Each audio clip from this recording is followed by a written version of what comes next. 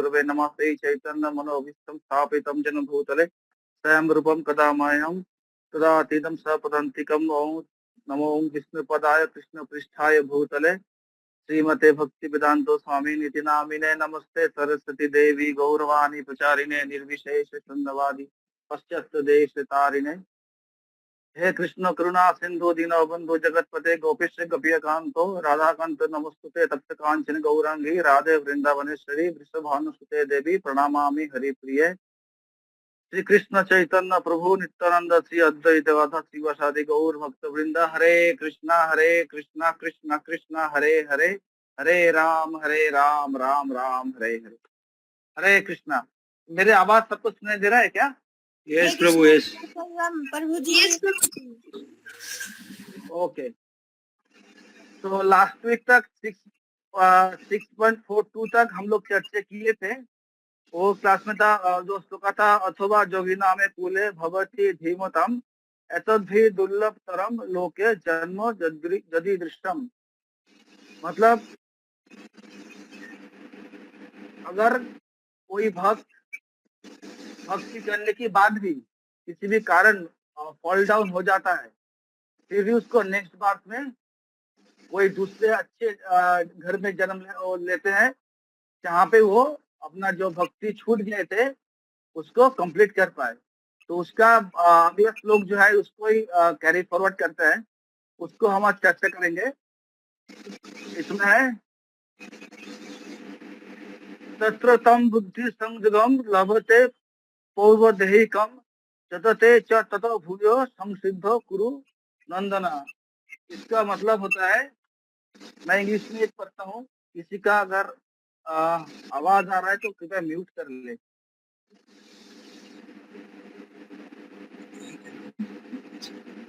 बाबूराव प्रभु आप तरफ म्यूट हो जाइए।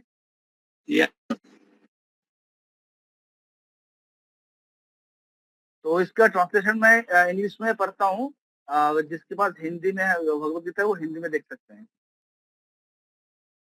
On taking such birth, he revives the divine consciousness of his previous life, and he again tries to make further progress in order to achieve complete success. O son of Kuru। तो भगवान है इस श्लोक में बोलते हैं कि अगर कोई भक्ति करते करते इस जन्म में भगवत धाम ना पहुंच पाए, उसका फॉल डाउन हो जाए, तो वो नेक्स्ट जीवन में अपना जो भक्ति है वो पूरा कर सकते हैं और भगवत धाम जा सकते हैं। तो जैसे कि हम ये बहुत इंटरेस्टिंग एक श्लोक है और इसका वर्णन बहुत अच्छी तरह आता है। आप लोग सुनिएगा अच्छी तरह से, मैं बोलने का प्रयास करूंगा। जैसे क्या होता है, अगर हम इस जन्म में कोई डॉक्टर होता है, इंजीनियर होता है, चार्टर्ड अकाउंटेंट होता है, बड़े बड़े डिग्री उनके पास होते हैं, लेकिन क्या होता है अगर जब भी इनका इस जन्म में उसके शरीर का अंत हो जाता है, ये जो डिग्री उन्होंने प्राप्त किया था उसका भी अंत हो जाता है। अगर जब वो नेक्स्ट लाइफ उसको मिलेगा, पहला तो ये गारंटी नहीं है कि उसको ह्यूमन लाइफ ही मिलेगा। अगर ह्यूमन लाइफ मिलता है तो इसका कोई गारंटी नहीं है कि जो डॉक्टर है वो डॉक्टर ही बनेगा, जो इंजीनियर है वो इंजीनियर ही बनेगा। हो सकता है वो कुछ क्या बोले बुद्धू बन के जन्म ले सकता है, एक फूलिश पर्सन होकर भी जन्म ले सकता है। और अगर होता भी है तो उसको फिर से वो A for apple B for ball से शुरू करना होगा। एक डॉक्टर जो इस जन्म में देह छोड़ देगा, वो नेक्स्ट जन्म में वो डॉक्टर होके नहीं जन्म लेगा, उसको फिर से वो A for apple B for ball से शुरू करना पड़ेगा। लेकिन जो भक्त है, जो अच्छी तरह भक्ति कर रहा है, नाम जप कर रहा है, साधना कर रहा है, गुरु का सेवा कर रहा है, अगर किसी कारण उसका अगर फॉल डाउन हो जाता है तो वो नेक्स्ट लाइफ में क्या होगा, जितना भक्ति इस जीवन में किया था उसके बाद से वो नेक्स्ट लाइफ में उसका भक्ति वो शुरू कर पाएगा। उसका ऐसा होगा कि कोई अच्छी ब्राह्मण फैमिली में या कोई अच्छी एक भक्त फैमिली में वो जन्म लेगा और उसके बाद जितना भक्ति इस जन्म में किया था उसके बाद से ही वो भक्ति वो शुरू कर पाएगा। आप देखेंगे हमारे 4-5 ऐसे बहुत भक्त, आप अगर नजर करेंगे तो देख पाएंगे ऐसे बहुत सारे भक्त है जो 1-2 साल ही भक्ति में आया है और बहुत एडवांस कर गया है, या तो बहुत छोटे हैं, 8-10 साल उम्र है या 12 साल उम्र है, लेकिन भक्ति में बहुत एडवांस कर गया। इसका मतलब यही है, इसका पिछले जीवन का स्वीकृति है। कि पिछले जन्म में वो भक्त था, भक्ति करता था, किसी कारण उसका फॉल डाउन हो गया और इस जन्म में फिर उसको भगवान ने भक्ति करने का मौका दिया। तो वो पहला जन्म का जो भक्ति किया था, वो उस इस जन्म में भी उसका कंटिन्यू चल रहा है। इसलिए वो बहुत जल्दी उसका एडवांसमेंट हो गया। तो इसी ऊपर हम आप लोगों को मैं आप लोगों को अच्छी एक लीला आपको बताता हूँ भरत महाराज का। किस-किस को पता है भरत महाराज की कहानी बता पाएँगे कोई? किस-किस ने सुना था भरत महाराज की लीला के बारे में? यस प्रभु, यस। ओके प्रभु, तो मैं एक बार फिर से बोलता हूँ, बाबूराव प्रभु या शायद थोड़ा पता होगा, तो दूसरे डिवोटी के लिए मैं बोलता हूँ, अगर आप भरत महाराज का लाइव देखेंगे, तो इसमें आपको बहुत कुछ सीखने को मिलेगा। भरत महाराज जो थे वो राजा थे, बहुत बड़े राजा थे और जिसके नाम से भारतवर्ष तैयार हुआ था। भारतवर्ष हमारा जो देश है भारतवर्ष उसके नाम से ही भारतवर्ष नाम हुआ है। और भरत महाराज एक बहुत बड़े राजा थे, उनके पास बहुत धन दौलत, सुंदर बीबी, बड़ा पैलेस सब कुछ था। लेकिन वो एक बहुत बड़े राजा होने के साथ साथ एक बड़े भक्त भी थे। और उसको पता था कि गोल ऑफ लाइफ क्या है, जीवन का उद्देश्य क्या है, कि भगवान धाम जाना और उसके लिए उनको अच्छी तरह भक्ति करना है। इसीलिए क्या हुआ था, वो बहुत यंग एज में वो अपना जो राज्यपाट है, किंगडम है, सब छोड़ के उसने चला आया था जंगल में। और जंगल में है वो हिमालय के सामने पुरुषाश्रम बोल के एक आश्रम पे आ गया था, जो कि आपका गंडकी रिवर की नदी के पास है। और वहां पे आके भरत महाराज ने बहुत अच्छी तरह भगवान का नाम जप करते थे। ऋग वेद से जो स्तोत्र है वो सब चैंटिंग करते थे और बहुत उनको एक नरिशमेंट भी फील हो रहा था भक्ति में। इसी टाइम क्या होता है, वो जंगल में एक आ जाता है, डियर। और जो हरिण आता है, वो हरिण प्रेग्नेंट था।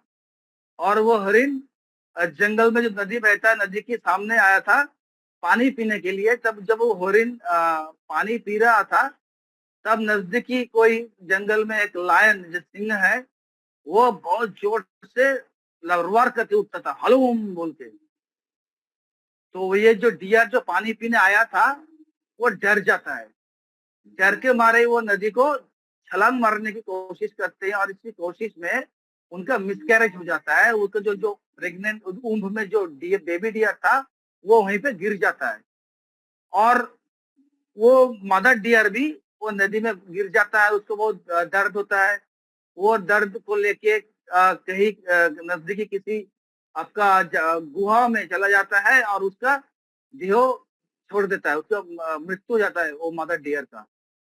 और बेबी डियर वो नदी में थोड़ा सफरिंग करता है। तो ये सब जो चीज हो रहा है, ये भरत महाराज देख रहा था और भरत महाराज का मन थोड़ा सॉफ्ट हो गया। और भरत महाराज ने क्या किया, वो बेबी डियर को अपने साथ लेके आ गया अपनी आश्रम पे। और आने के बाद वो बेबी डियर से बहुत अटैच हो गए। पूरा दिन बेबी डियर को घास खिलाना, वो क्या कर रहा है उसके ऊपर ध्यान देना, बेबी डियर के साथ जंगल में घूमना। ये करते करते क्या हुआ, जिस मकसद से भरत महाराज जंगल में आए थे, सब कुछ राज्यपाट छोड़ के, सब कुछ छोड़ के, कि हमको भक्ति करना है और भगवत धाम जाना है, वो जो उनका जिस लक्ष्य में आया था, वो लक्ष्य से भरत महाराज छूट गए। और वो क्या हुआ, वो डियर का डियर बन गए। पूरा दिन वो डियर की साथ ही घूमते रहते थे। Being attracted to rising the deer, Bharat Maharaj gradually become neglectful of his meditation upon the Supreme Lord. He thus become distracted from the path of self-realization. तो उनका जो लक्ष्य था, उनसे वो हट गया। तो इसमें एक चीज हमको सीखना है, देखते हैं, ये जो बेबी डियर है, ये बेबी डियर सिंबलाइज ऑफ माया। वो माया की चक्रव्यूह में आ गए भरत महाराज। ऐसा भी हम देखेंगे हमारे लाइफ में भी। अगर हम देखेंगे तो हम भी ऐसे बहुत बार होता है कि हम भी किसी ना किसी चीज के ऊपर अट्रैक्ट हो जाता है। या तो हमारा वेरी अट्रैक्टिव करियर, या ब्यूटीफुल गर्ल, बहुत पैसा, बड़े गाड़ी, इसके पीछे हम इतना अट्रैक्ट हो जाते हैं और उनके पीछे हम भागते हैं और हमारा इस मानव जीवन का उद्देश्य हम भूल जाते हैं। ऐसे भरत महाराज का भी हुआ था। और भरत महाराज जो जंगल में अकेला साधन कर रहा था, अकेला भक्ति कर रहा था और उनके साथ दूसरा कोई भक्त नहीं था, उनके पास कोई बड़े सीनियर डिवोटी नहीं था, तो उनको कोई गाइड करने वाला नहीं था कि जिस कारण आप आए हो, आप उस कारण से हट जा रहे हो। बेबी डियर जो है उनको उनके अकेला छोड़ दो, वो अपने घास खा के जैसे भी वो अपना प्रोटेक्ट कर लेगा। आप भगवान का नाम जप करो, भगवान के बारे में सुनो। ये कोई उनको वहां पे बोलने वाला नहीं था। इसी की वजह से भगवत का हो गया। तो यहाँ पे दूसरा पॉइंट एक भी है कि हम समझ पाएंगे कि डिवोटी एसोसिएशन, बड़े वरिष्ठ भक्तों का संघ, वैष्णवों का संघ कितना जरूरी है। कई बार क्या होता है, हम घर में अकेला रहते हैं, मंदिर पे नहीं जाते हैं, भक्तंग नहीं करते हैं, या ऑफलाइन क्लास में भी हम लोग या ऑनलाइन क्लास में हम नहीं आते हैं, तो हम भक्त संघ से छूट जाते हैं। तो जितना मैंने अभी तक बोला कि बेबी डियर की माया में पड़ गए, मोह में पड़ गए और उनका भक्ति छूट गया। तो यहाँ पे हम दो चीज हम सीख पाए कि एक तो माया के चक्कर में नहीं पड़ना है। जो बेबी डियर था वो माया था, हम भी किसी ना किसी चीज पे अट्रैक्ट हो जाते हैं, उससे हमको बचना है। दूसरा, association of devotees which is very important. हम अकेला भक्ति नहीं कर सकते हैं, वो क्षमता हम पे नहीं है। भरत महाराज इतना बड़े मतलब सेल्फ रियलाइज सोल थे, उसका फॉल डाउन हो गया, तो हमारा क्या कहना। तो दो चीज करना है, एक तो माया में अट्रैक्ट नहीं होना है, दूसरा भक्तों का संग करना है। इसके बाद क्या हुआ कि भरत महाराज तो डियर को लेके पूरा बिजी हो गए, अपना भक्ति तो भूल ही गए। एक दिन क्या हुआ, डियर चले गए। अब कहाँ पे चले गए पता नहीं, और भरत महाराज बहुत परेशान हो गए कि ये डियर था, मेरे से इतना खेलता था, मैं कितना खुश था इस डियर को लेके, ये बेबी डियर कहाँ चला गया, अब वो कैसा है, क्या कोई लायन या टाइगर उसको तो खा तो नहीं लिया। ये सब सोचते सोचते भरत महाराज जंगल की जो ऊंच नीचे पथ होता है उसी पथ से आ रहे थे और अचानक फिसल के गिर गए। उनका बहुत गहरा चोट लगा, दिमाग मतलब माथे में बहुत बड़ा चोट लगा। और वो जब चोट लगा और वो बहुत पेन से वो छटपटा रहे थे, तब वो डियर, बेबी डियर उनके पास आ गया, उनको देख रहा था और भरत महाराज से तब एक सुकून मिला कि अच्छा तुम अब मेरी बेबी डियर आ गया तो ठीक है। ये करते करते क्या हुआ, भरत महाराज ने प्राण त्याग कर दिया, उनका देह छोड़ दिया। और जैसे भरत महाराज ने वो डियर के बारे में सोचते सोचते प्राण त्याग किया, तो क्या हुआ, नेक्स्ट लाइफ उनको डियर का मिला। जैसे भगवान भगवत गीता की 8.6 8वां अध्याय की 6वां श्लोक में बोलते हैं, जम जम बापी सरम भावम भज्यति अंते कलेबरम तम तमे बतई कौनतय सदा तद भाव भावित। Whatever stated of being one remembers when he quits his body, that state you will attain without fail। जैसे हम जानते हैं, भगवान ने भगवत गीता में बोलते हैं कि मृत्यु के समय पे जो जो चिंता करते हुए अपना देह को छोड़ेगा वो उसी जीवन प्राप्त होगा। और भरत महाराज ने वो हरिण और बेबी डियर या हरिण के बारे में सोचते सोचते अपना प्राण त्याग किया और वो नेक्स्ट लाइफ में हरिण होके जन्म लिया।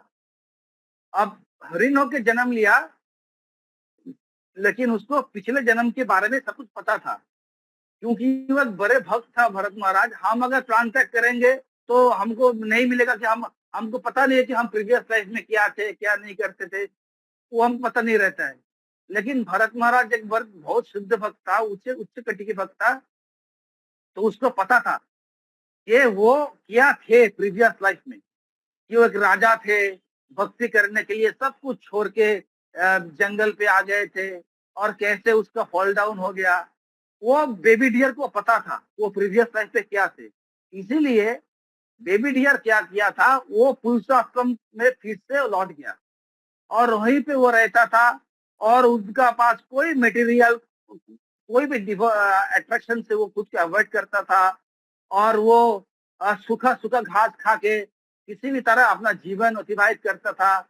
और वो आश्रम में जो भी संत तब रहते थे, उन संत के पास पास ही वो चला फिरा करता था। इससे क्या होता था, उनको जो डिवोटी एसोसिएशन होता हो रहा था और संत लोग जो अपने भगवान के बारे में बात करते थे वो सुनता था। तो इसमें क्या हुआ,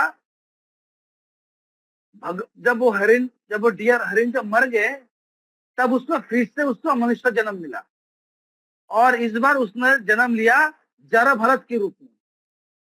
तो क्या होता है, ये जब भी जरा भरत के रूप में उसने जन्म लिया, अभी जरा भरत के रूप में भी जन्म लिया, तो भी उसकी ये जो आत्मा है जो बार बार बॉडी चेंज कर रहा था, पहले पहले भरत किंग भरत, उसके बाद देवी डियर डियर, उसके बाद फिर से उसको मनुष्य जन्म लिया जरा भारत के रूप में।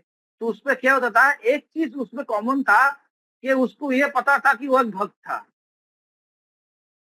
ये क्या हुआ, भगवान ने उनका ये कॉन्शियस उसने प्रोटेक्ट किया।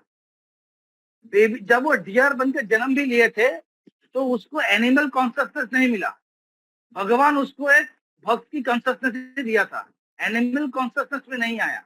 जब वो फिर जरा भरत हुआ, उसके बाद भी वो जो डिवाइन कॉन्शियसनेस था वो कंटिन्यू था। तो क्या हुआ था, तो भारत महाराज की एनिमल बॉडी और वो जो बॉडी उनको मिल रहा था, कृष्णा उनका जो कॉन्शियसनेस है उसको प्रोटेक्ट कर रहा था। इसीलिए उसको जो जरा भारत था उसमें उसको पता था कि वो भक्त था। तो वो जैसे पता था वो भक्त था, तो वो क्या करता था, थोड़ा ना बुद्धू इंसान बन के रहता था, कहीं उतना बात सबसे नहीं करता था, जितना जो उनको मिला वही वो खा लेता था। और सभी जो लोग है उनका जो दूसरे भाई है वो उसको थोड़ा क्या कर नैगिंग करता था, उसको टीज करता था, लेकिन वो किसी को कुछ नहीं बोलता था। उसको फादर को पता था कि वो अच्छे भक्त है, वो फादर एक बड़े वैष्णव वैष्णव थे। तो जरा भारत ऐसा कुछ नहीं करता था, वो अपने बस रहता था, मन ही मन में भगवत चिंतन करता था। तो ऐसे करते करते क्या हुआ, एक बार उसका सामना हुआ महाराज रहगुना से। तो किंग रहगुना एक बार एक जगह से एक जगह, मतलब एक स्थान से दूसरे स्थान जा रहे थे पेलनक्विन से। पेलनक्विन को तो बांग्ला में पालकी कहता है, आई डोंट नो हिंदी में क्या कहता है, तो किसी को पता है तो बता दीजिएगा, पालकी को पेलनक्विन या पालकी को हिंदी में क्या कहते हैं, जैसे पहले राजा लोग जाते थे। तो वो पेलनक्विन से वो जा रहे थे, तो उनको एक सर्विस मिला कि राजा को जो ये पालकी है उसको कैरी करने का। तो जरा भारत राजा का वो पालकी कैरी कर रहा था और करते करते क्या हो रहा था, जैसे वो बहुत बड़े भक्त है वैष्णव है, तो वो क्या कर रहा था कि सामने से कोई चीटी भी जा रहा है वो रुक जा रहा था, उसको जंप करके आगे जा रहा था और पेलनक्विन में ना जर्किंग हो रहा था। और राजा रहगुना बहुत गुस्सा हो जा रहा था कि किसको लेके आए, इसको कुछ नहीं पता है, आप ठीक से चलाओ, पेलनक्विन को ठीक से कैरी करो। तो जरा भारत बोल रहे थे ठीक है मैं ठीक से कैरी करूंगा महाराज, मुझे गलती हो गया माफ कर दीजिए। लेकिन वो गलती वो जरा भारत बार बार दोहरा रहा था। जब भी सामने कोई चिट्ठी आ जा रहा है या कोई पोका माकर आ जा रहा है, वो जंप कर जा रहा था और जैसे ही जंप कर रहा था वो पेलनक्विन जर्क हो रहा था। और राजा रघुना जब बहुत गुस्सा आ गया और गुस्सा आके उसको बोला कि what's going on, can't you carry the palanquin properly, why is the thing like this. तो जैसे पता था जरा भारत को कि वो बॉडी नहीं है, वो सोल है, तो वो राजा को जो ये एंग्री क्रिटिसिज्म था उसमें कुछ नहीं बोला। और राजा ऐसा बोलते ही जा रहा है। फिर जरा भारत ने राजा को रिप्लाई दिया कि my dear king, whatever you have said about me is true, you seem to think that I am not labored hard enough to carry your palanquin. That is true, because actually I am not carrying your palanquin at all. My body is carrying it, but I am not in my body. You accused me of not being very stout and strong, but this merely shows your ignorance of the spirit soul. एक बहुत बड़ा बात भरत महाराज जरा भरत ने राजा को बोला कि हे राजा भोर रघुना, आप सोच रहे हो कि मैं इस पेलेंक्विन को कैरी कर रहा हूँ। एक्चुअली मैं नहीं कैरी कर रहा हूँ, मेरा शरीर कर रहा है, और मैं शरीर नहीं हूँ, मैं आत्मा हूँ। और आप एक बड़े राजा हो, आपके बहुत अहंकार है, बहुत इग्नोरेंस है, इसलिए आप ये सब बोल रहे हो। और जरा भारत ने राजा को बोला that you think that you are the lord and master and you are therefore trying to command me, but this is also incorrect because these positions are temporary. Today you are a king and I am your servant, but in your next life our position may be reversed. You may be my servant and I am your master. तो राजा रायगुना को बोला कि हो सकता है कि आप इस जन्म में आपको राजा का शरीर राजा बने हो और मैं आपका सर्वेंट बना हूं, लेकिन राजा का जो आपको जो पद मिला ये टेम्पोररी है। हो सकता है दूसरे जन्म पे मैं राजा बनूं और आप मेरा सर्वेंट बनो।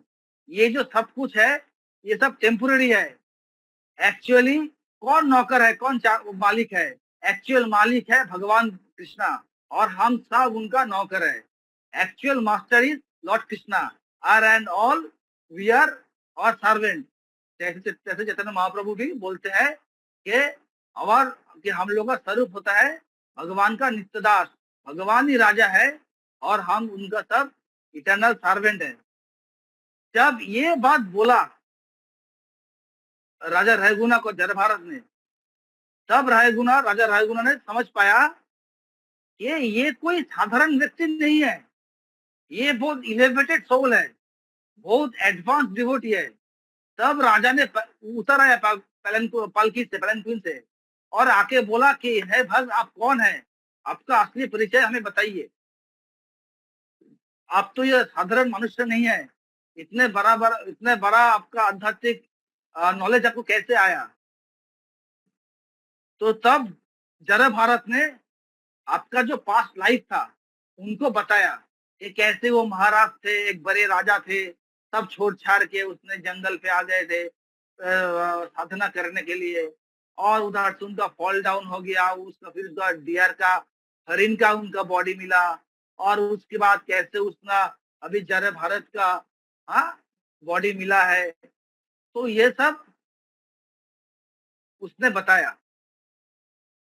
तो जरा भारत ने ऐसा बताया क्योंकि उससे हरिण का जब शरीर मिला था उनको बहुत संतों का उसका शरीर एसोसिएशन मिला था, और फिर उस एसोसिएशन के बाद उनका जरा भारत का शरीर मिला था। तो जब ये सब बोला राजा को और अपने अपनी परिचय रिवील किया, तब राजा को पता चला। तब राजा ने उनसे बोला कि आप तो बहुत बड़े भक्त हैं, हमको भी आशीर्वाद कीजिए, और हमको भी मदद कीजिए इस लाइफ में ही भगवान धाम जाने के लिए। तो ऐसा लगभग स्टोरी है। मैं शॉर्ट में ही बोल दे रहा हूँ क्योंकि महादाम प्रभु के आने के टाइम लगभग आ गए हैं। तो इससे क्या होता है, हमको क्या सीख मिला कि अगर हम इस जन्म पे थोड़ा भी हम भक्ति करेंगे या हम सीरियसली भक्ति करेंगे और हमारा फॉल डाउन भी हो जाता है, तो हमको नेक्स्ट लाइफ में हम मनुष्य शरीर ही मिलेगा, किसी अच्छे घर से हम जन्म ले पाएंगे और हम भक्ति ही कर पाएंगे। लेकिन इसलिए हमको क्या करना पड़ेगा? पहले तो हम लोगों का यही लक्ष्य होना चाहिए था कि इस लाइफ को ही हमको भगवान के धाम चले जा पाए। जैसे श्री प्रभुपाद भी बोलते हैं कि हमको बहुत जन्म के बाद हम लोग को मनुष्य जन्म मिला है। बहुत जन्म, पिछले से बहुत जन्म जो भी शरीर मिला, हमने इंद्रिय भोग के ऊपर हमने उसको गवा दिया है, और इस जन्म हमको मनुष्य शरीर मिला है। तो मनुष्य शरीर में हमको बहुत अच्छी तरह साधना करना है और साधना करके भगवत धाम चले जाना है इसी लाइफ में।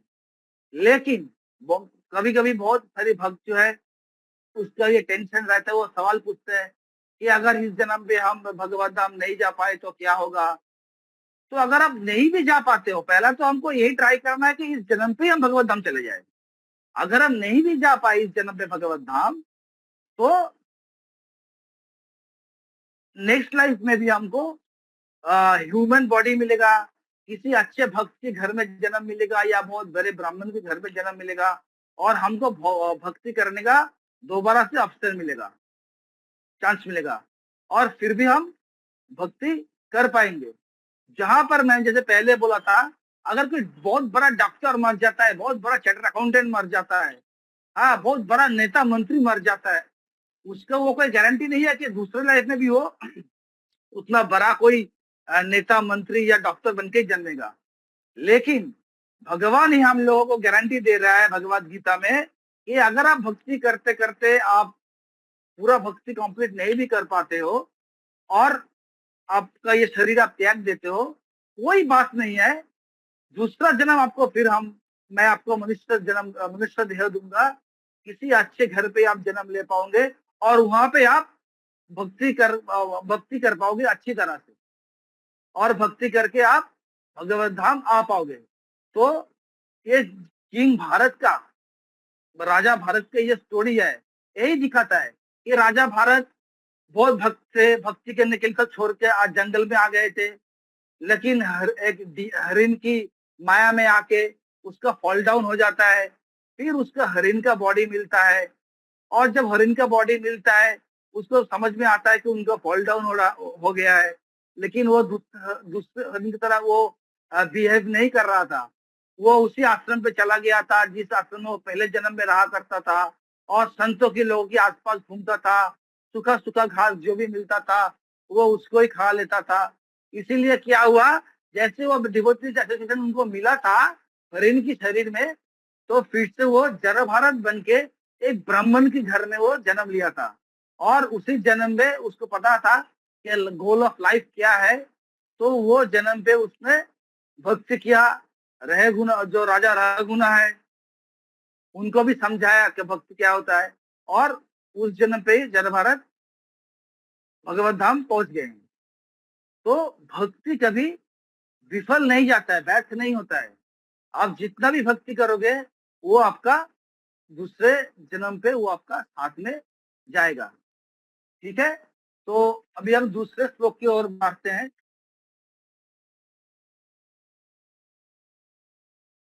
दूसरा श्लोक क्या है? 6.44 पूर्व भैषणते तो नैवो रियते हवश्य होपि स जिज्ञासु अरोपि यज्ञस्व शब्द ब्रह्मणति वर्तते। तो इसका क्या होता है शब्दार्थ, इसका पारपट क्या है? By virtue of the divine consciousness of his previous life he automatically become attracted to the yogic principles even without seeking them. Such an inquisitive transcendentalist stands always above the ritualistic principles of the scriptures. तो इन पे थोड़ा हम जो पारपट है इनको थोड़ा हम पढ़ेंगे।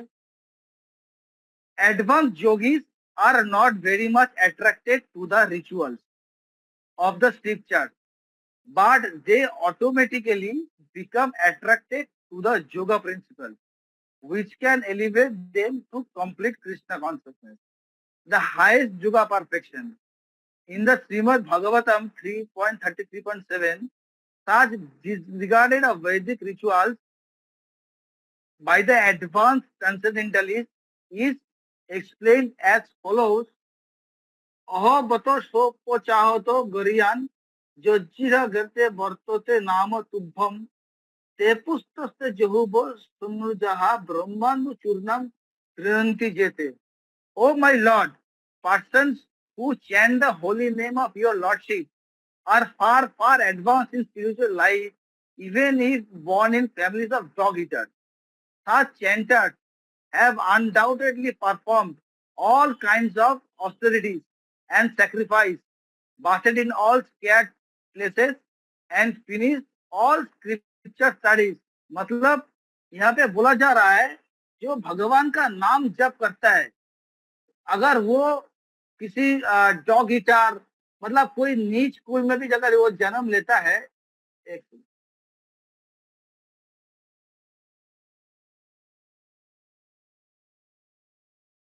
तो अगर वो कुछ नीच कुल में भी जन्म लेता है तो उस पर कोई फर्क नहीं पड़ता, वो बहुत उच्च ब्राह्मण से भी वो ज्यादा वो एडवांस रहता है।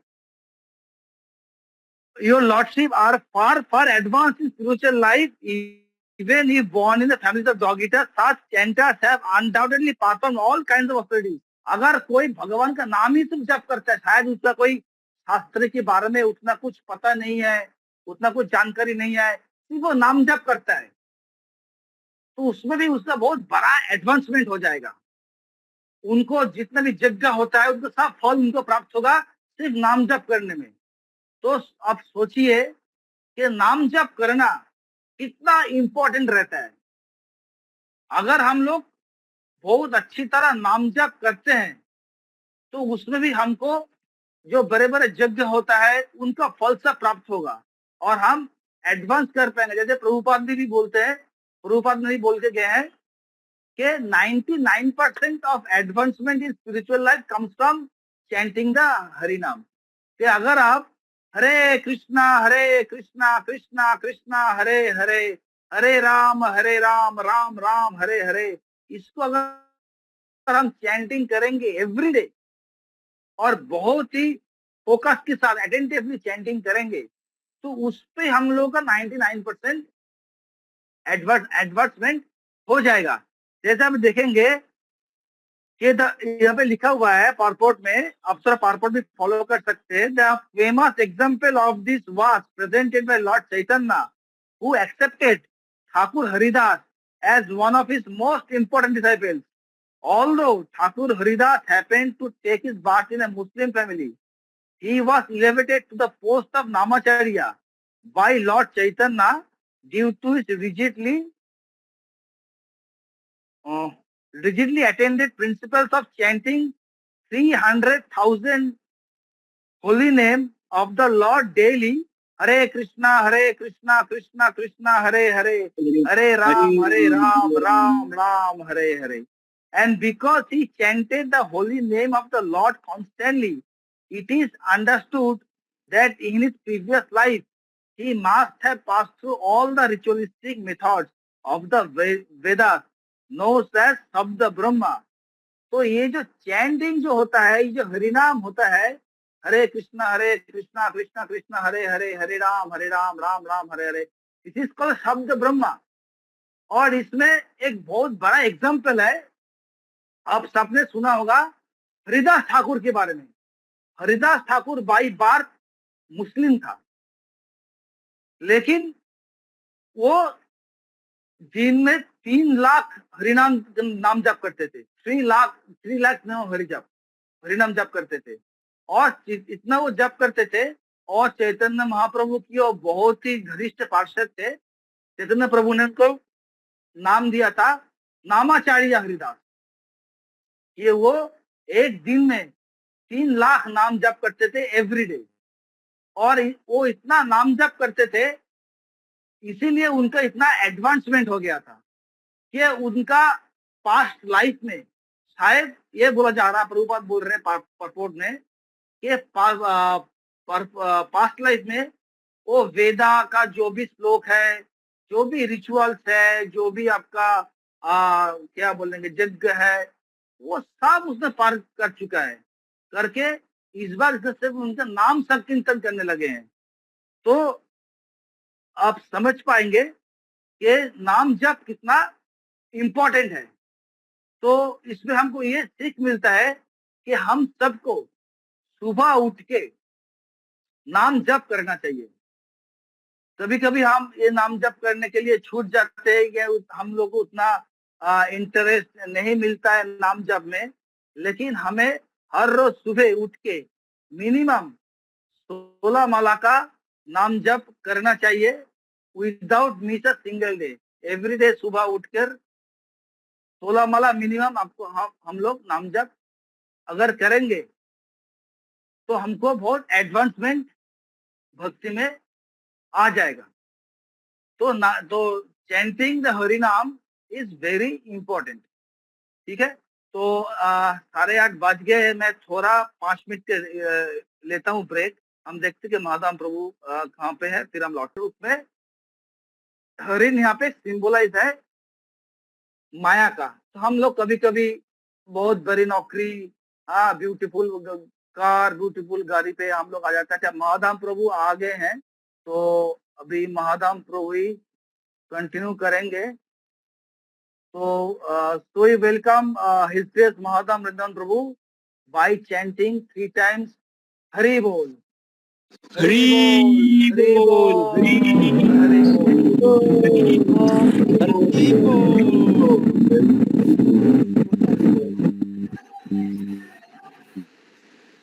तो उतना तो मुझे कुछ बोलना आता नहीं है, मेरा उतना योग्यता नहीं है आप लोग मैं कुछ प्रस्तुत करूं। तो मैंने प्रयास किया कुछ बोलने का।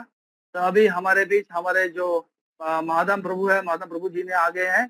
तो एक्चुअली क्लास अभी से शुरू होगा, तो प्रभु जी के मुंह से आप सुनिएगा क्लास।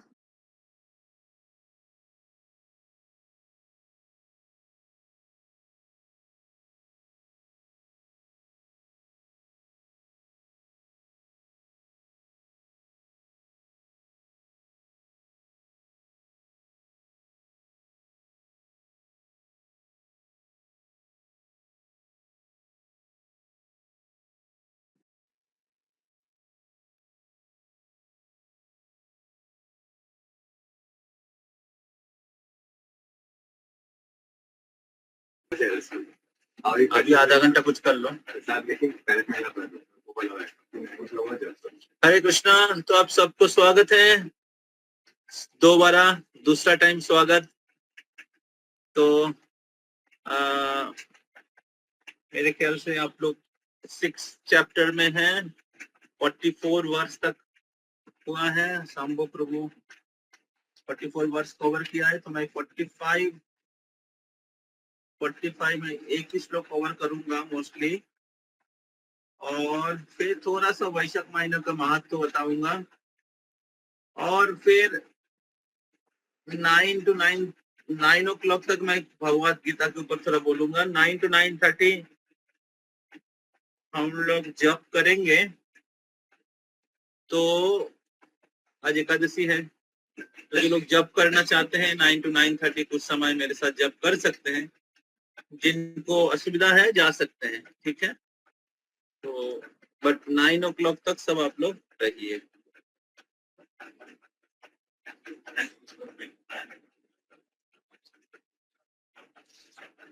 आशा करते हैं सुनाई दे रहे हैं आप लोग को। Yes, Prabhu. सुनाई पड़ रहा। ओम अज्ञानतिमिरन्धस्य ज्ञानाञ्जनशलाकया चक्षुरुन्मिलितं येन तस्मै श्रीगुरवे नमः। श्रीचैतन्यमनोभीष्टं स्थापितं येन भूतले स्वयं रूप कदा मह्यं ददाति स्वपदान्तिकम्। वन्दे श्रीगुरो श्रीयुतपदकमलं श्रीगुरुन् वैष्णवांश्च श्रीरूपं साग्रजातं सहगण रघुनाथान्वितं तं सजीवं स्वाद्वैतं सावधूतं परिजना सहितं कृष्ण चैतन्य देवं श्रीराधा कृष्ण पदान् सहगणा ललिता श्रीविशाखान्वितांश्च नमो विष्णुपादाय कृष्णप्रेष्ठाय भूतले श्रीमते भक्तिवेदांतो स्वामिनिति नामिने। नमस्ते सरस्वती देवे गौरवाणी प्रचारिणे निर्विशेषो शून्यवादी पाश्चात्य देशतारिणे। 6 चैप्टर का स्लाइड है किसी के पास? श्री कृष्ण चैतन्य प्रभु नित्यानंद श्री अद्वैत गदाधर श्रीवासादि गौर भक्त वृंदा। हरे कृष्ण कृष्ण कृष्ण हरे हरे, हरे राम राम राम हरे हरे। पंगुं लंघयते गिरिं यत्कृपातमहं वन्दे श्री गुरुं दिनतारिणं परमानन्दमाधवं श्री चैतन्येश्वरम्।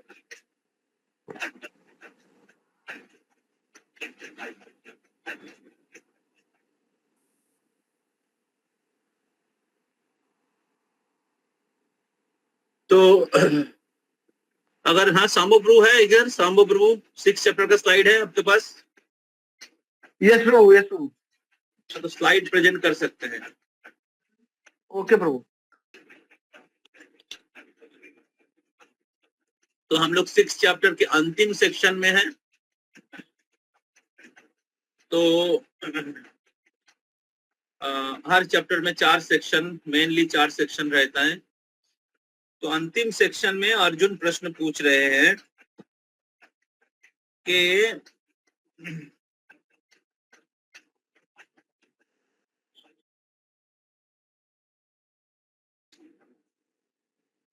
हे कृष्णा, मन इतना चंचल है कि इसको मैं नियंत्रण नहीं कर पाता हूं। वायु को नियंत्रण कर सकता हूं, लेकिन मन को नियंत्रण करना बहुत ही कठिन है। तो ये 6ठा अध्याय जो है ध्यान योग है।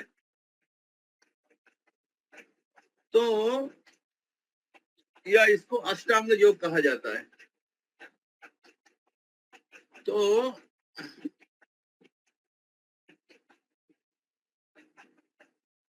अष्टांग योगी, 2 प्रकार के योगी हमने पहले चैप्टर के शुरुआत में पढ़ा है, जोगो रुरुक्ष और जोगो रूढ़। तो जोगो रुरुक्ष मत भक्ति शब्द भज धातु से आया है।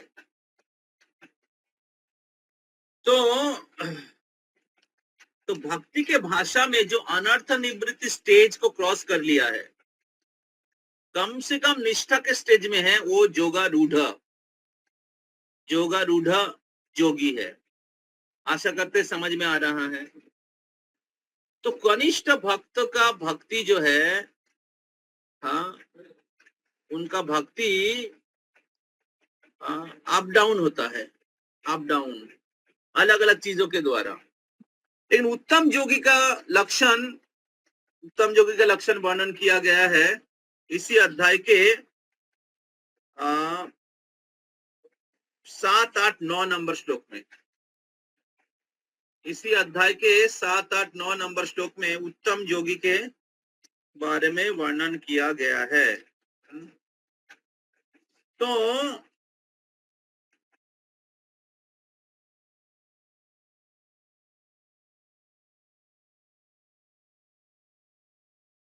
जितात्मान प्रशांतस्य परमात्मा समाहिता शीतोष्ण सुख दुखेषु यथामान अपमानयो।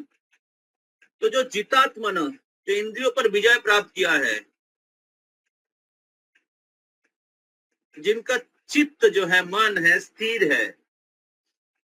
कहां पर स्थिर है? परमात्मा में स्थिर है।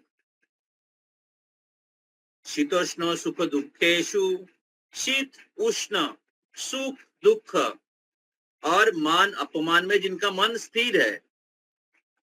तो जो कनिष्ठ योगी है या कनिष्ठ भक्त है, उनका भक्ति इसके द्वारा ऊपर नीचे होता है। तो शीत, गर्मी, ठंडी में हम लोग मंगल आरती नहीं उठते हैं। गर्मी में कष्ट होता है, जप करना, सेवा करना, रसोई करना। तो इसके द्वारा, क्योंकि हम लोग शरीर के स्तर पर है, सुख दुख मान अपमान, इसके द्वारा कनिष्ठ योगी या कनिष्ठ भक्त का भक्ति ऊपर नीचे होता है। लेकिन जो उत्तम योगी है, इसमें समभाव है। शीतोष्ण सुख दुखेषु यथा मान अपमानयो। जिनके लिए ये सब कुछ समान है, कोई फर्क नहीं पड़ता है।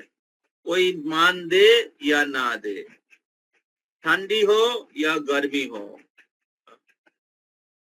तो इस प्रकार जो भौतिक स्तर से ऊपर जाके शुद्ध हो चुका है, वो है जोगारूढ़। समझ में आ रहा है? उत्तम योगी। अभी यहाँ पर अर्जुन प्रश्न पूछ रहा है, तो ये सब बोलने के बाद फिर भगवान मन के बारे में बताते हैं। तो मन जो है वाइटल रोल प्ले कर, मन अगर शुद्ध नहीं है, बुद्धि अगर शुद्ध नहीं है, चेतना अगर शुद्ध नहीं है, तो कनिष्ठ योगी। तभी मन को कैसे शुद्ध करना है, मन को कैसे शुद्ध करना है,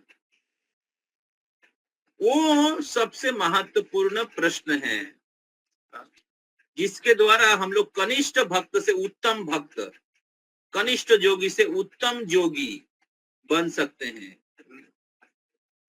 तो अर्जुन मन को किस प्रकार हम नियंत्रण नहीं कर सकते हैं, उसके बारे में भगवान को बताया है कि मैं नहीं कर पाऊंगा। चंचल ही मनो कृष्ण प्रमाति बलवत दृढ़म तत्सहाम निग्रहं मन्ये वायुरेव सुदुष्करम। तो मैं वायु को नियंत्रण कर पाता हूँ या पाऊंगा, लेकिन मन को नियंत्रण नहीं कर पाऊंगी। मन इतना चंचल है, प्रमाथी, मैड, बलवत, वेरी पावरफुल, दृढ़म, दृढ़म मतलब ऑब्स्टिनेट, जिसको दमन करना असंभव है। तो भगवान ने कहा असंशय महाबाहो, हाँ जरूर है, सही बात है, निसंशय ये महाबाहो, अर्जुन महाबाहो, फिर भी मन नियंत्रण नहीं कर पा रहे। अभ्यास होने तू कौनते हो, भगवान ने कहा अभ्यास करो। और वैराग्य, मन जिससे दूषित हो जाता है, जिस कार्य करने से, जिस चीज देखने से, जिस चीज खाने से, ऐसे बोला जाता है ना, आहार शुद्ध चित्त शुद्ध, और ऐसा बोला जाता है जैसा अन्न वैसा मन। तो जिस खाने से मन अशुद्ध होता है, जिस चीज देखने से अशुद्ध होता है, जिस चीज सुनने से अशुद्ध होता है, तो उससे दूर रहना चाहिए, उससे वैराग्य। इसलिए 4 नियम पालन करना जरूरी है। नशा नहीं करना चाहिए, जुआ नहीं खेलना चाहिए, अवैध संबंध नहीं रखना चाहिए, मांसाहार नहीं करना चाहिए, प्रजल्प नहीं सुनना चाहिए, असत संग नहीं लेना चाहिए। तो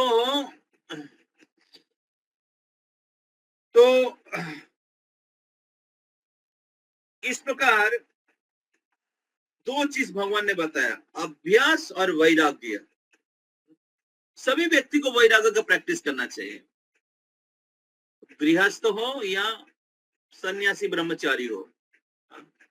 दोनों का थोड़ा अलग अलग स्टैंडर्ड होता है, लेकिन सबको इंद्रिय भोग के जो विषय है, जो हमारा मन को मलिन करता है, जो भक्ति के प्रतिकूल है, उससे दूर रहना चाहिए।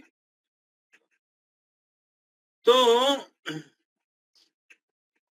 इस प्रकार भगवान अभ्यास और वैराग्य का प्रैक्टिस करने के लिए बता रहे हैं। लेकिन किस चीज का अभ्यास? हठ योग, अष्टांग योग, कर्म योग, ज्ञान योग, कौन सा योग?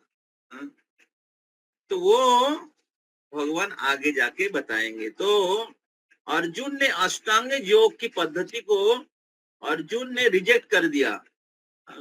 अर्जुन ने कहा मेरे लिए पॉसिबल नहीं, बहुत कठिन है। 5000 साल पहले, और आज के कली युग में तो और कठिन है। तो इसलिए भक्ति योग रिकमेंड किया है। तो इस प्रकार 7वां अध्याय से भक्ति योग शुरू होगा, और इस 6ठा अध्याय का कंक्लूजन में, 6ठा अध्याय के कंक्लूजन को क्या कहते हैं? 6ठा अध्याय का जो समापन है, वहां पर भगवान बता रहे हैं कि मेरे योगियों में सर्वश्रेष्ठ वो होता है जो श्रद्धा के साथ मेरी भक्ति करते हैं, मेरी भजना करते हैं। तो इस प्रकार अंतिम श्लोक जो है, 6 चैप्टर का अंतिम श्लोक, 6 चैप्टर का कंक्लूडिंग वर्स है। 6 चैप्टर का कंक्लूडिंग वर्स है 40 8 नंबर श्लोक। तो इस प्रकार अर्जुन के प्रश्न के उत्तर दे रहे हैं भगवान। हाँ, तो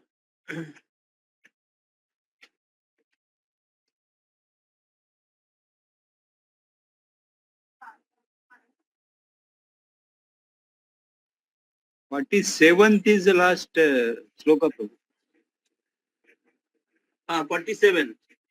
तो 47 जो है वो कंक्लूडिंग वर्स है। तो अभी इस अंतिम सेक्शन में भगवान अभ्यास करने के लिए बता रहे हैं, और उसको बताते हुए भगवान बता रहे हैं कि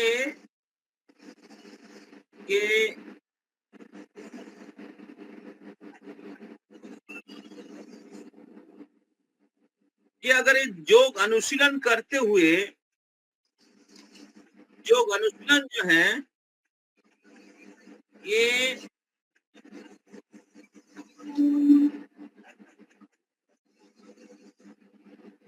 इतना दिव्य है कि इसको अगर कोई पालन करते इसका कोई दुर्गति नहीं होता है। न ही कल्याण कृत कश्चित दुर्गति तात बच्चति, इसका कोई अधोगति नहीं होता है।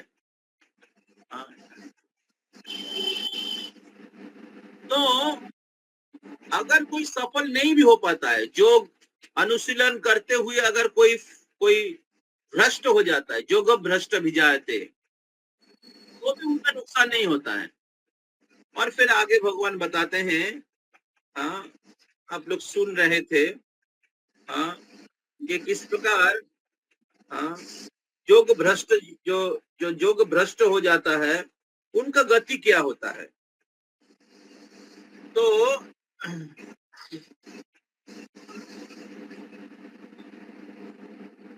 प्राप्त पुण्य कृताम लोकान उसिता शाश्वती समा सूची नाम सीमताम गेहे जोग भ्रष्टा विजायते। अब स्लाइड को थोड़ा आगे लीजिए। तो सूची नाम श्रीमताम गेहे, सूची मतलब ब्राह्मण परिवार में, पवित्र परिवार में उनका जन्म होगा, और श्रीमता मतलब धनी परिवार में जन्म होगा। तो दो प्रकार के योग भ्रष्ट है, एक है थोड़ा भक्ति करके फॉल डाउन हो गया, तो उनको ब्राह्मण परिवार में या धनी परिवार में जन्म होगा, अच्छे परिवार में जन्म होगा, और फिर से उनको भक्ति करने का मौका मिलेगा। और दूसरा है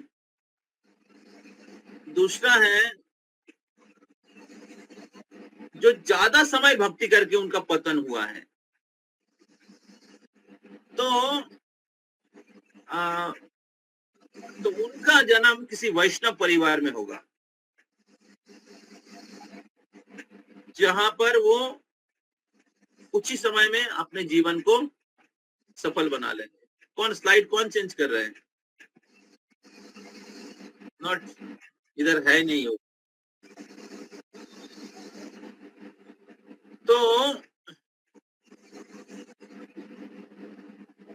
तो इस प्रकार योग अनुशीलन करते हुए अगर किसी को पतन भी हो जाए, फिर भी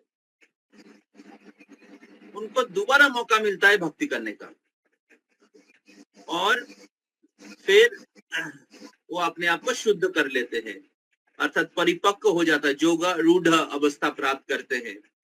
तो इसलिए भगवान बता रहे हैं अर्जुन को, तस्मात् योगी भवार्जुनो 46 में, तस्मात् योगी भवार्जुनो, इसलिए भगवान बोल रहे कि योगी बनो। और योगियों में कौन श्रेष्ठ है? आगे वाले श्लोक में बता रहे, भक्ति योगी श्रेष्ठ है। समझ में आ रहा है? तो मैंने समरी दे दिया है 46 का। भक्ति योगी सबसे श्रेष्ठ है, भक्ति योगी का फॉल डाउन नहीं होता है। और उसको वर्णन करते हुए आगे 7.1 में भगवान रुक्मिणी देवी का कहानी बताएंगे। कौन स्लाइड चेंज कर रहा है? कार्तिकी माता जी, आप हैं इधर?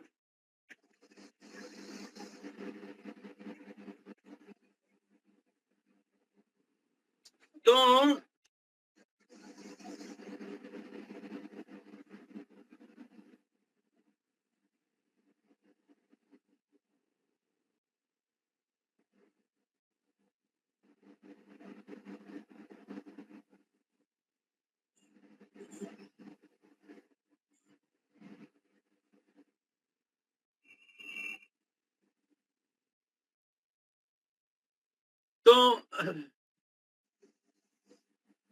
तो इस प्रकार योग अनुशीलन कभी व्यर्थ नहीं जाता है। और अगर कोई व्यक्ति योग में पूर्णता प्राप्त नहीं कर पाते एक जीवन में, अगले जीवन में फिर से उनको मौका मिलता है। तो इसलिए कभी भी हमें निरुत्साहित नहीं होना चाहिए भक्ति में। कभी हम लोगों को अप डाउन हो जाता है भक्ति, कभी हमें कुछ मिस्टेक हो जाता है, फिर भी हमें उत्साह नहीं छोड़ना चाहिए। हमें अभ्यास करते रहना चाहिए और वैराग्य, जो भक्ति के प्रतिकूल चीज है उससे दूर रहना चाहिए और अनुकूल चीज का प्रैक्टिस करते रहना चाहिए। ये भगवान यहाँ पर सिखा रहे हैं हमें, बहुत ही महत्वपूर्ण चैप्टर है। तो इस प्रकार जब हम लोग प्रैक्टिस करते रहेंगे तब क्या होगा, हमारे पाप जो है, हमारा कलमश जो है नष्ट हो जाएगा। अभी हम लोग भक्ति कर रहे लेकिन भीतर में बहुत सारे अनर्था है, पाप है। तो भक्ति करते करते क्या होगा, ये सारा चीज नष्ट होगा। तो हमने सुना है पहले भी, 4 प्रकार के अनर्थ हैं।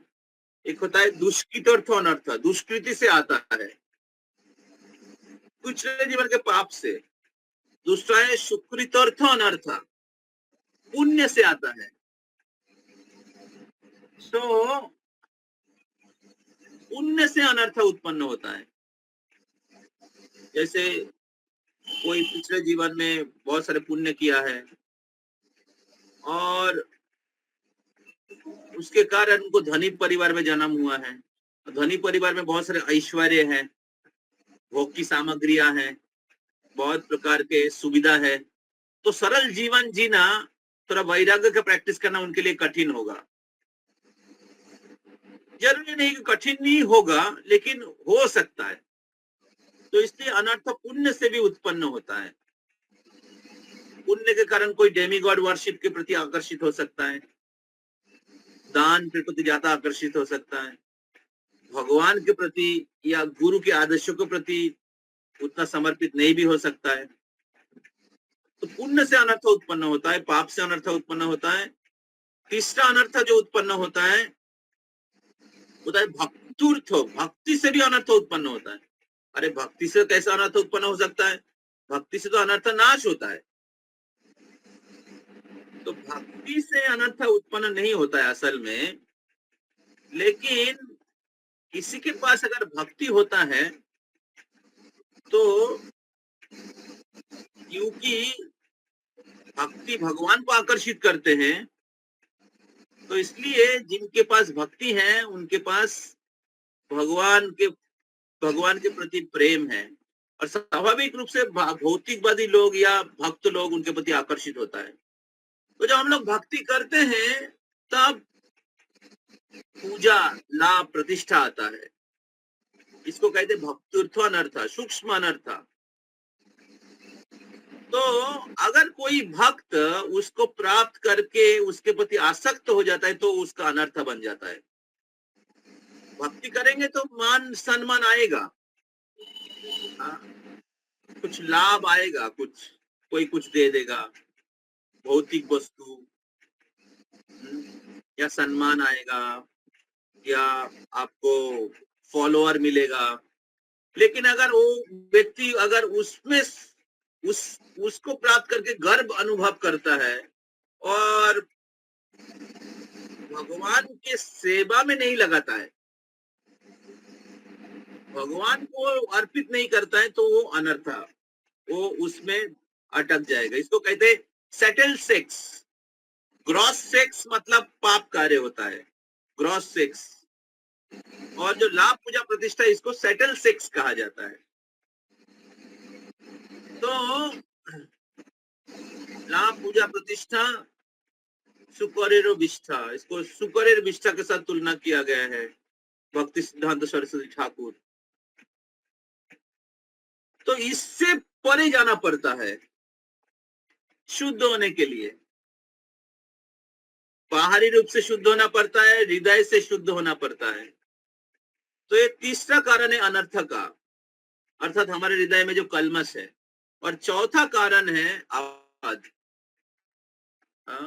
नाम अपराध, धाम अपराध, वैष्णव अपराध। सपोज आप भजन क्रिया ठीक से कर, लेकिन अपराध भी कर रहे हैं, अपराध के प्रति आप सतर्क नहीं हैं, तो फिर क्या होगा, उससे फिर अनर्थ उत्पन्न होगा। हृदय में भौतिक इच्छा जागृत होगा और फिर भक्ति का पवित्रता या भक्ति का आनंद का अनुभव नहीं होगा। फिर से नीचे आना पड़ेगा। जो भक्ति का जो प्रगति हो रहा था, ऊपर जा रहे थे, फिर से नीचे आना पड़ेगा, क्योंकि भक्तों के प्रति या गुरु के प्रति या भगवान के प्रति अलग अलग प्रकार से अपराध हो रहा है। तो इससे सतर्क रहना चाहिए कि हमें अपराध ना हो। तो इस 4 प्रकार से अपराध या हमारे अनर्थ उत्पन्न होता है। तो इस चीज से हमें शुद्ध होना पड़ेगा, इससे परे जाना पड़ेगा। सिंसियर साधना सेवा के द्वारा, नाम जप, वैष्णव सेवा और प्रचार सेवा। महाप्रभु 3 चीज बोले, नामे रुचि, जीवे दया, वैष्णव सेवा। तो नामे रुचि मतलब हमारा साधना, वैष्णव सेवा मतलब हमारा संबंध भक्तों के साथ, और जीवे दया अर्थात भगवान के वाणी का प्रचार, नए लोगों को उनके पास भगवान की वाणी लेके जाना। अर्थात हमारा कंफर्ट जोन से बाहर निकाल के लोगों के लिए या चैतन्य महाप्रभु के मिशन के लिए, गुरु के मिशन के लिए कुछ करना। केवल अपने लिए चिंता नहीं, दूसरे के लिए चिंता। ये उच्च कोटि के भक्त है। तो यही चीज यहाँ पर बताया गया है। टेक्स्ट 45।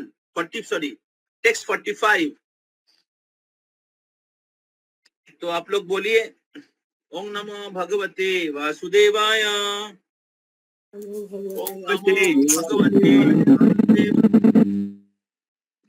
ओम नमो भगवते वासुदेवाय, ओम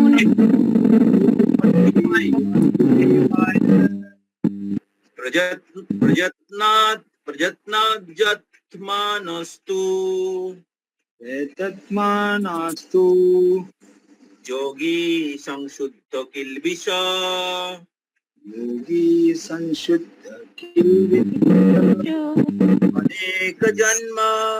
अनेक जन्म संसिद्ध, अनेक जन्म संसिद्ध, ततो जाति परां गति, ततो जाति परांगतिम।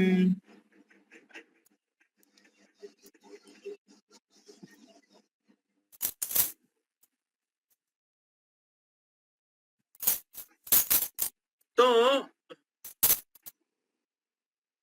इसका अनुवाद कोई पढ़ेंगे? यस प्रभु। शंभु प्रभु आप है क्या? यस प्रभु। हाँ, तो आपको देखना चाहिए कि स्लाइड चेंज हो रहा है कि ठीक से। आप फिर किस लिए क्लास प्रोग्राम कोऑर्डिनेटर हैं? कार्तिकी वाला जी कर रहे थे लैपटॉप से। नहीं, जस्ट आप लोग एकदम क्या कहते हैं, ऑफिशियल सेवा करते हैं, ऑफिशियल सेवा।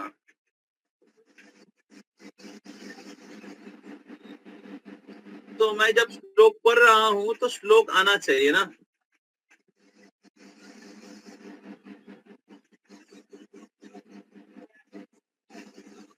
तो कोई अनुवाद पढ़िए। या प्रभु। 45 नंबर श्लोक का अनुवाद ये वेदावेश में देना, श्लोक लिखना चाहिए था, अगर इसमें और- नहीं है स्लाइड में। अब पढ़िए प्रभु जी। और जब योगी समस्त कल्मश से शुद्ध होकर सच्ची निष्ठा से आगे प्रगति करने का प्रयास करता है तो अंततो गत्वा अनेकानेक जन्मों के अभ्यास के पश्चात सिद्धि लाभ करके वह परम गंतव्य को प्राप्त करता है। फिर से पढ़िए। और जब योगी समस्त कल्मश से शुद्ध होकर सच्ची निष्ठा से आगे प्रगति करने का प्रयास करता है तो अंततो गत्वा अनेकानेक जन्मों के अभ्यास के पश्चात सिद्धि लाभ करके वह परम गंतव्य को प्राप्त करता है। तात्पर्य पढ़िए। सदाचारी, धनवान या पवित्र कुल में उत्पन्न पुरुष योगाभ्यास के अनुकूल परिस्थिति से सचेष्ट हो जाता है, अतः वह दृढ़ संकल्प करके अपने अधूरे कार्य को करने में लग जाता है और इस प्रकार वह अपने को समस्त कल्मश से शुद्ध कर लेता है। समस्त कल्मश से मुक्त होने पर उसे परम सिद्धि कृष्ण भावनामृत प्राप्त होती है। कृष्ण भावनामृत ही समस्त कल्मश से मुक्त होने की पूर्ण अवस्था है। इसकी पुष्टि ओके ओके भगवद गीता 7.28। तो कृष्ण भावनामृति जो है, कृष्ण भावनाई जो है, जड़ कलुष से, भौतिक कलमश से मुक्त होने का असली रास्ता है, असली पंथा है। तो जब कोई व्यक्ति या योगी दृढ़ संकल्प के साथ अपना असंपूर्ण साधना को पूरी करने के लिए प्रयास करते हैं, तब धीरे धीरे क्या होता है, उनके अनर्था नष्ट हो जाता है। इसको कहते हैं श्रद्धा, साधु संग, भजन क्रिया, अनर्थ निवृत्ति, निष्ठा। निष्ठा के स्तर पे अनर्थ बहुत हद तक कम हो जाता है, अतः कल्मश बहुत हद तक कम हो जाता है। जितना आप भजन क्रिया, साधु संग के साथ अच्छे से अपना साधना भजन क्रिया करेंगे, तो भजन क्रिया का 3 पहलू मैंने बोला था भजन क्रिया का। एक होता है नामे रुचि, अर्थात अपना साधना, हरि नाम जप, प्रभुपाद की किताब का अध्ययन, हरि कथा सुनना, भक्तों का संग लेना, तो ये है नामे रुचि। दूसरा है वैष्णव सेवा, अर्थात भक्तों के साथ हमारा संबंध जो है, जो भी हम लोग भक्ति में कर रहे हैं, कोई भी चीज बिना भक्तों के संग से नहीं हो सकता। तो जैसे हम लोग हरि कथा सुन रहे हैं तो भक्तों के संग में बैठकर, ऑनलाइन भी हम भक्तों के साथ में हैं, अलग अलग लोग अलग जगह में हैं, लेकिन एक साथ हम लोग भक्तों के संग में हैं। किसी भक्तों से हम लोग सुन रहे हैं या प्रभुपाद जी किताब से पढ़ रहे हैं। तो दूसरा है जब हम लोग जप करते हैं तो भक्तों के संग में जप करना चाहिए। भक्तों के संग में जप करने से ज्यादा प्रगति होती है। अकेला जप करते तो ज्यादातर हम सो जाते हैं या मन में अलग अलग चीज चलता रहता है। तो गृहस्थ भक्तों के लिए हर दिन सबके साथ आके जप करना हमेशा संभव नहीं हो पाता है, लेकिन घर के लोगों को अगर आप भक्त बनाएंगे, पति पत्नी बच्चे चाचा चाची नाना नानी सब लोग मिल के जप कर सकते हैं। इस प्रकार भक्त संग में जप अच्छा होता है। नहीं तो हफ्ते में एक दिन मंदिर में आकर जप करना या एक दिन हफ्ते में ऑनलाइन भक्तों के साथ जप करना, उसमें क्या होता है, जपा इंप्रूव होता है। तो बिना भक्तों के संग में हम लोग कुछ भी नहीं कर सकते। इसलिए श्रद्धा, साधु संग, भजन क्रिया। तो भजन क्रिया साधु संग के सहायता से होता है। फिर हम लोग यात्रा में जाते हैं, वहां पर हमें भक्त संग मिलता है, फुल डे, 2 दिन 3 दिन 4 दिन, उसमें क्या होता है, हमारा भक्ति और तंदुरुस्त होता है। तो शेषबो स्थानो हेरिबो आमी प्रणयी भक्तो संगे। तो भक्तों के संग में हम लोग धाम यात्रा करते हैं, मंगल आरती करते हैं, तो हम लोग एक साथ कीर्तन में भाग लेते हैं, पुजारी आरती करते हैं, तो सब कुछ भक्तों के संग में होता है। भक्तों के संग के बिना हम लोग भक्ति में आगे नहीं बढ़ सकते हैं। प्रभुपाद जी भागवतम के 6 स्कंद के तात्पर्य में लिख रहे हैं कि अगर कोई व्यक्ति सोच रहा है कि मैं शुद्ध भक्त बन जाऊंगा और मेरे को भक्तों का संग नहीं चाहिए, कोई अगर सोच रहा है मैं भक्ति करूंगा और सोच रहा है कि मेरे को भक्तों का संग नहीं चाहिए, तो प्रभुपाद बोलते हैं वो ही इज इन हैलुसिनेशन, मतलब वो अज्ञान में है। तो उसके बारे में उदाहरण देते हैं इनका भरत महाराज का, जो भाव स्तर में थे लेकिन भक्त संग नहीं होने के कारण वो भटक गए, एक हिरण के प्रति आकर्षित हो गए। तो हर अवस्था में हमें भक्तों के संग चाहिए। अब भक्तों के संग में अलग अलग है, equal devotee, junior devotee, senior devotee. तो हर प्रकार के भक्तों के संग चाहिए, सीनियर, इक्वल, जूनियर।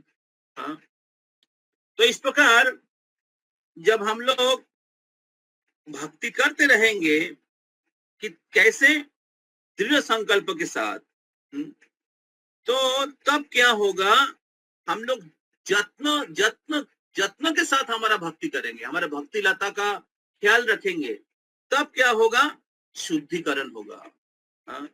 जोगी संशुद्ध किल विषय अनेक जन्म संसिद्ध ततो जानती परम गति। इसमें अनेक जन्म लग सकता है, लेकिन अगर सिंसियर होंगे तो एक जीवन में आप भगवत धाम जा सकते हैं। वही प्रभुपाद जी देने के लिए आए हैं, वही चैतन्य महाप्रभु देने के लिए आए हैं। तो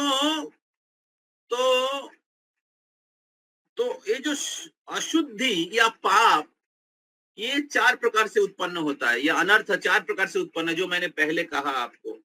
क्या क्या? दुष्कृतर्थ अनर्थ, दुष्कृति से, पूर्व जीवन का या इस जीवन का पाप से। सुकृतर्थ, पुण्य से। तीसरा भक्तुर्थ, पूजा लाभ प्रतिष्ठा। और चौथा जो है अपराध से। तो 4, पहला जो 2 है, आप सिंसियरली 16 माला जप करेंगे, 4 नियम पालन करेंगे, उसमें चला जाएगा। और फिर पूजा लाभ प्रतिष्ठा, अपराध, और जब निष्ठा के स्तर से ऊपर जाते हैं, निष्ठा के स्तर से ऊपर जाते, तब धीरे धीरे चला जाता है। इस प्रकार प्रेम स्तर में सारा अनर्थ चला जाता है। पाप प्रेम स्तर में सारा अनर्थ चला जाता है। तो इसलिए भागवत गीता के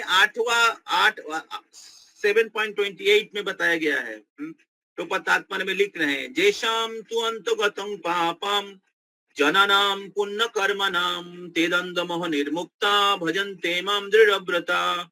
तो कौन दृढ़ता के साथ, कौन डिटर्मिनेशन के साथ भजन कर सकता है? जैशाम तु अंतगतं पापम, जिनका पाप संपूर्ण रूप से अंत हो चुका है।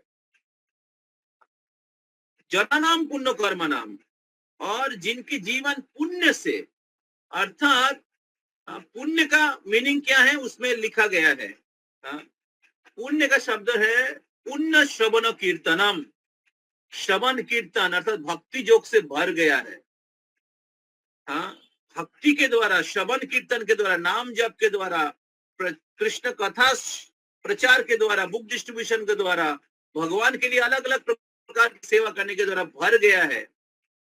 जैसे आज एकादशी है, बहुत पुण्य तिथि है, जो भगवान को प्रसन्न करता है, माधव को प्रसन्न करता है। जब हमें इस दिन नाम जप करना चाहिए, हरि कथा सुनना चाहिए, और वो भी वैशाख महीना है, और लाखों गुना ज्यादा फल है।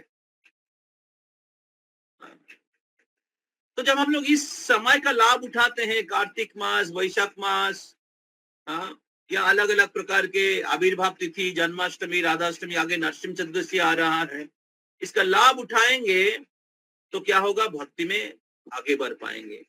उसके साथ साथ जब हम लोग अलग अलग तीर्थों में जाएंगे, दिव्य लीला स्थलियों में जाएंगे, जैसे अभी हम लोग 16 नवंबर का यात्रा हो रहा है, 16 माला जप कर रहे जो लोग हैं, तो इससे आपका भक्ति और 1000 गुना बढ़ जाता है। लेकिन जितना हम लोग हमारा भजन क्रिया, हमारा साधना, हाँ, नाम सेवा, इसको नेग्लेक्ट करेंगे, हाँ, भक्त लोग बहुत बार बोलते हैं या फॉलो अप प्रीचर्स बोलते हैं या मैं बोलता हूँ, जितना आप इसको कैजुअली लेंगे, नेग्लेक्ट करेंगे, उतना ही भक्ति का प्रगति जो है रुक जाएगा, या आप अनर्थ निवृत्ति स्टेज और बिफोर अनर्थ निवृत्ति में आप अटक जाएंगे, आपके हृदय शुद्ध नहीं होगा। तो इसलिए इसमें प्रयास करना पड़ता है दृढ़ता के साथ। तो और इस प्रकार हमारे हृदय को, हमारे मन को, हमारे बुद्धि को समस्त कलमश से, समस्त पाप से हमें मुक्त करना पड़ता है भक्ति के द्वारा, भक्ति साधना भक्ति के द्वारा।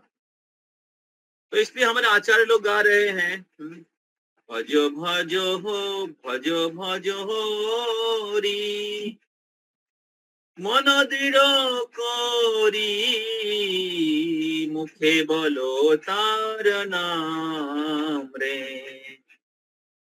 भज भज होरी, मन दृढ़ करी,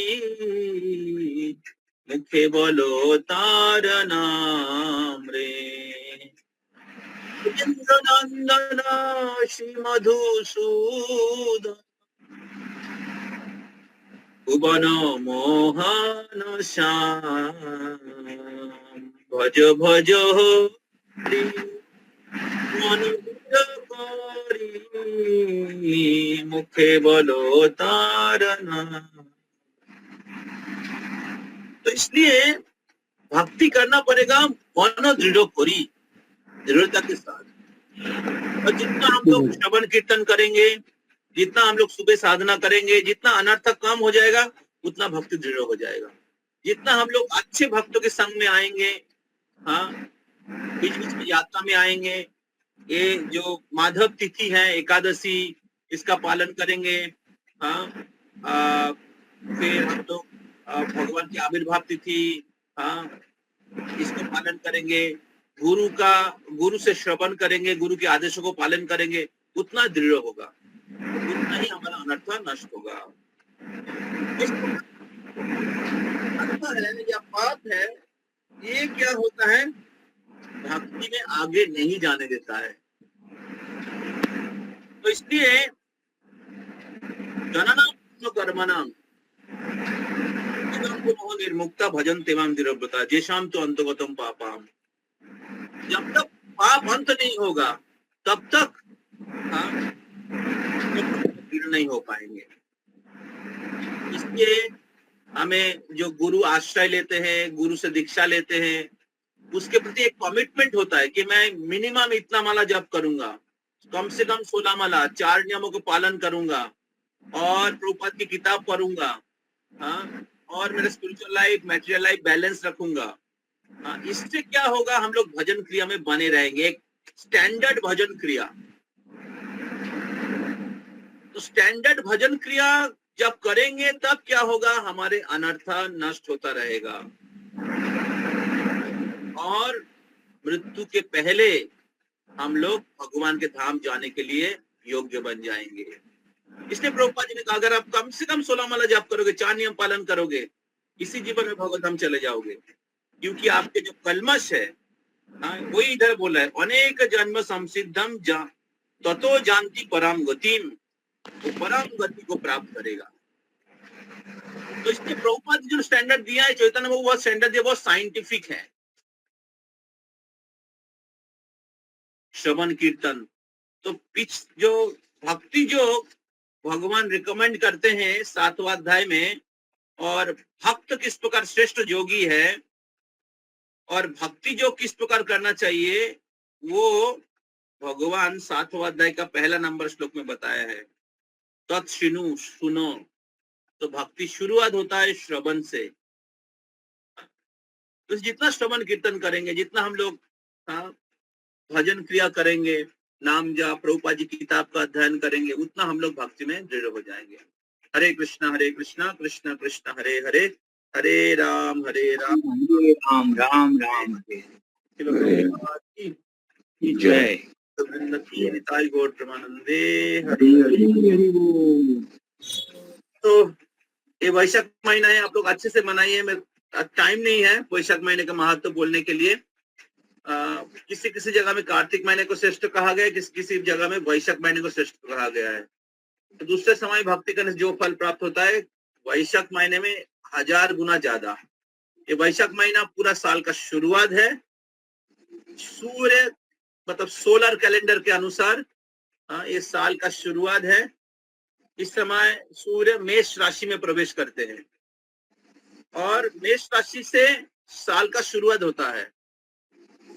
तो जब सूर्य मेष राशि में प्रवेश करते हैं और साल का शुरुआत होता है, तब सभी नक्षत्र जो है बहुत ऑस्पिशियस पोजीशन में आ जाता है, बहुत दिव्य स्थिति में आ जाता है। और इसके कारण इस महीने में जो भी कार्य किया जाता है, क्योंकि सूर्य मेष राशि में प्रवेश करे इसलिए गर्मी ज्यादा रहता है। तो सोलर कैलेंडर के अनुसार है इसलिए गर्मी ज्यादा रहता है। तो क्योंकि ये महीने इस समय सभी नक्षत्र ऑस्पिशियस पोजीशन में आ जाता है, तो इसलिए काल की प्रभाव और खराब चीज का प्रभाव नहीं रहता है। इसलिए इस महीने में अक्षय तृतीया आता है, इसमें कोई काल का प्रभाव, पूरा दिन ही पवित्र है। तो और इसी कारण इस महीने में अगर कोई व्यक्ति थोड़ा सा भी भक्ति करते हैं, 1000 लाखों गुना ज्यादा फल प्राप्त होता है, क्योंकि सभी नक्षत्र जो है, सूर्य नक्षत्र सभी दिव्य स्थिति में आ जाता है। और ये महीना भगवान की बहुत ही प्रिय है, क्योंकि भगवान इस महीने में प्रकट होते हैं। नरसिंह भगवान प्रकट हुए हैं इसी महीने में है। गंगा जी का आविर्भाव हुआ इस महीने में अक्षय तृतीया के दिन। परशुराम भगवान का आविर्भाव हुआ इस महीने में। गदाधर पंडित राधा रानी का शक्ति है, उनका आविर्भाव हुआ इस महीने में। तुलसी शालिग्राम का जलदान इस महीने में। तुलसी शालिग्राम का विवाह जो भक्ति देवी है तुलसी महारानी, तो इस महीने में भक्ति का महीना है। वेद व्यास जी ने इसी अक्षय तृतीया के दिन महाभारत का रचना किया था। और भी बहुत सारा चीज है, अगले वीक में अगर मैं क्लास दूंगा तो आप लोग को बताऊंगा और डिटेल्स।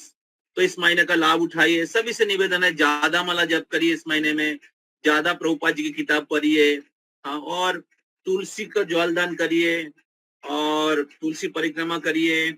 और चंदन यात्रा शुरू होगा अक्षय तृतीया के दिन से, तो उस दिन से भगवान को चंदन का लेप दीजिए। और तुलसी को पूरा महीना एक जल देना पड़ता है, एक जल छत्र लगाना पड़ता है। ठीक है, तो इस प्रकार तो ये बहुत ही इंपॉर्टेंट चैप्टर है, तो आप लोग इसको तात्पर्य अच्छे से पढ़िएगा, प्रभुपाद जी किताब, और इसमें बहुत आपको शक्ति प्राप्त होगा। ठीक है, तभी हम लोग एक माला जप करेंगे सब लोग। ठीक है, एकादशी है, जो अगर आप रह पाएंगे तो अच्छा है सबसे, अगर बहुत असुविधा है तो जा सकते, नहीं तो सब लोग एक माला जप करिए। अगर वीडियो में आएंगे तो बहुत अच्छा रहेगा।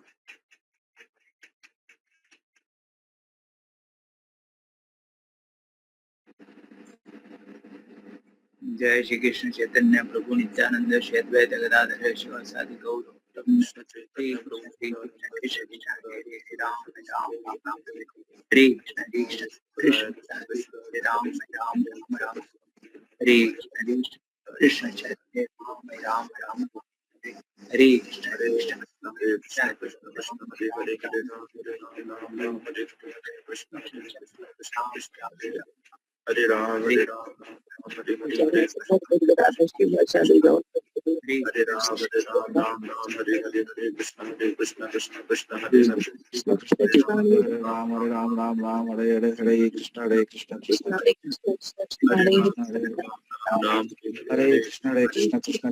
हरे राम राम हरे हरे कृष्ण कृष्ण राम हरे कृष्ण कृष्ण हरे हरे राम राम हरे हरे कृष्ण कृष्ण हरे राम राम हरे हरे कृष्ण हरे राम हरे हरे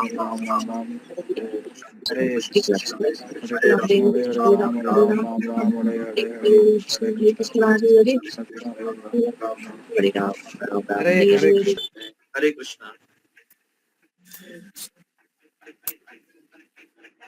श्रील प्रभुपाद की भागवत गीता यथारूप। भक्त वृंद की, एकादशी महामहोत्सव की, जय ब्रह्मानंदे हरि हरि बोल।